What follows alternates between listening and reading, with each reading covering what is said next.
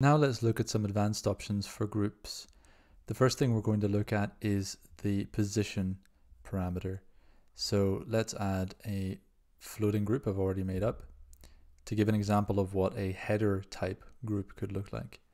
So this floating group currently has 100 pixel fixed height, 100% width, and an in layout position, which means it's going to stay in the layout of its parent. So it's going to be the first element in a horizontal group, and test group is the second element that has a top margin, which is why it has a space between the header floating group and this first group. So let's change the position to absolute, which means that it's going to have a fixed position at the top left of its parent, and it's not going to impact or play with any of the other elements in the group. So no matter where it is in the group, top or bottom of the tree of elements that are inside the page, it's going to stick to the top left. And so our group takes up the layout position where it used to be. And this is a good opportunity to look at Z index. So at the moment our floating group is absolute with the Z index of 0, and our test group is in layout with the Z index of 0. The Z index tells us what layer off the page this group should occupy.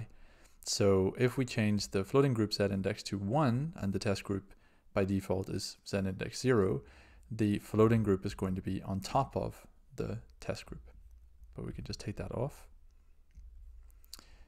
Now I want to add I've added a long group at the bottom, which is just a group I set up with a long height so that we can scroll. So you can see that the absolute group stays stuck to the top left of its parent. We could change it to be a fixed position, in which case it would stay stuck to the top left of the window, not the parent. So no matter where you scroll or go on the window, this group will be stuck at the top left, or in whatever position you've decided it would be based on margins and offsets.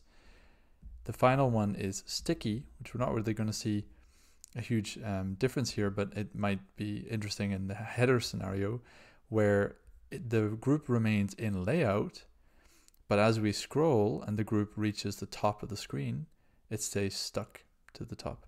So it is actually pushing the layout. If we put it below, for example, this group, it would stay here.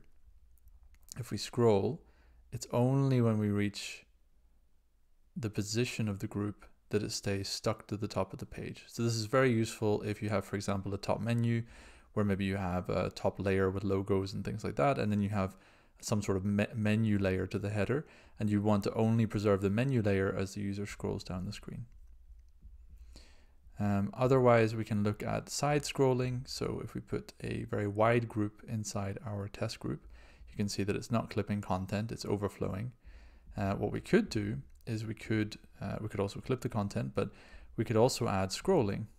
So enabling scroll and keeping it on native platform scroll, which is normally easier for the browsers to handle, will let us scroll the group depending on if it has elements that have pushed the width greater than the width defined by the group, which we defined as 50% width and 100 pixels height.